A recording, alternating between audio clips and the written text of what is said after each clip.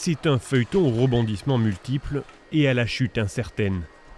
De nouvelles études publiées dans la revue médicale britannique BMJ mettent en cause l'efficacité de l'hydroxychloroquine, décrit par certains comme un médicament miracle dans la lutte contre le coronavirus.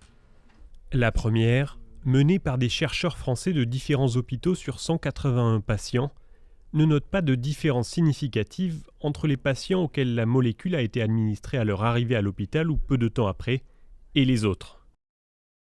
Au bout du 21e jour d'hospitalisation, 76% des patients traités à l'hydroxychloroquine étaient en réanimation, contre 75% dans l'autre groupe.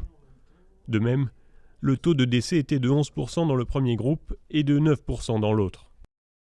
Ce qu'on peut dire aujourd'hui, c'est que sur la base de 3 grandes études observationnelles et une étude randomisée, dans une situation particulière qui concerne des patients graves, hospitalisés, oxygénodépendants, l'hydroxychloroquine, toute seule, ne semble pas avoir un effet très important, en particulier pour réduire le passage en réanimation ou le sauvage en oxygène. La deuxième étude, menée en Chine sur 150 patients atteints par des formes légères et modérées de la maladie, conclut même un risque accru d'effets indésirables tels que la diarrhée.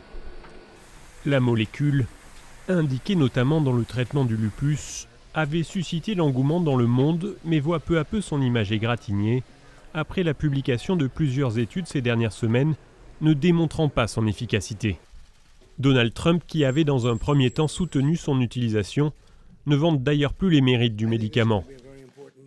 Le professeur Didier Raoult soutient lui toujours son efficacité lorsqu'il est conjugué à l'antibiotique azithromycine. Une étude américaine menée sur près de 2000 patients pourrait apporter une réponse définitive.